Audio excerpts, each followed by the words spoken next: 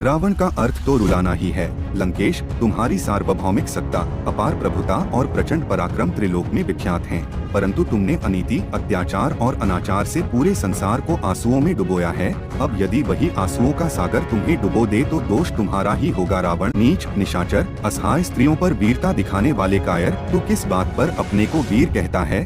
धर्म की मर्यादा भंग करने वाले पापी, तेरे समस्त पापों का दंड आज तुझे अवश्य मिलेगा। उस पर रावण कहता है, दंड देने का काम राजा का है, किसी वन वन भटकते भिखारी का नहीं। यह कहकर रावण अपने मायावी बाण राम पर चलाता है। राम रावण से कहते हैं, भक्त और ज्ञानी में यही अंतर होता है कि भक्त अनपढ़ और मूर्ख हो तो भी हृदय का सच्चा और मन का सरल होता है, परंतु ज्ञानी तुम जैसा दुष्ट भी हो सकता है, जिसके हृदय में अधर्म और कपट होता है।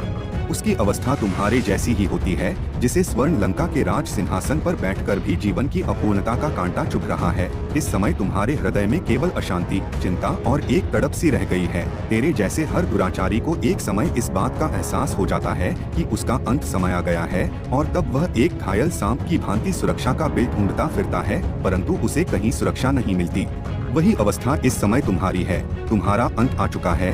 तुम्हारे पाप कर्मों के विष ने तुम्हारे मन की शांति को जला दिया है, और तुम उस अशांति की तड़प तथा पाप के विषैले कांटे की चुभन को छुपाने के लिए ऊंची आवाज में बड़ी बड़ी बातें कर रहे हो, जिन्हें तुम्हारा अपना मन भी नहीं मानता। रावण, तुम्हारी इसी अवस्था का नाम दुर्दशा है।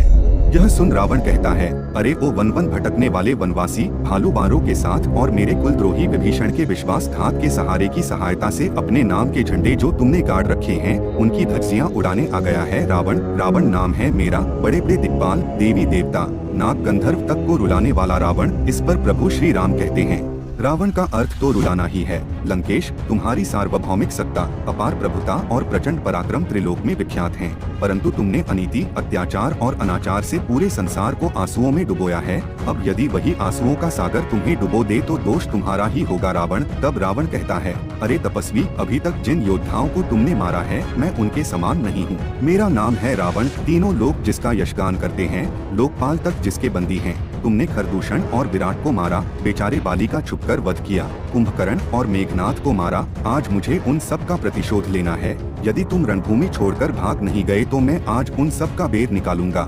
यह मत भूलना कि आज तुम्हारा सामना महाबली रावण से है। यह कहकर रावण जोर जोर से हंसता है। उसकी हंसी की गूंज सुन पूरा ब्रह्मांड कांपने लगता है। ज्वालामुखी फटने लग जाते हैं, महासागरों से ऊंची ऊंची लहरें उठने लगती है।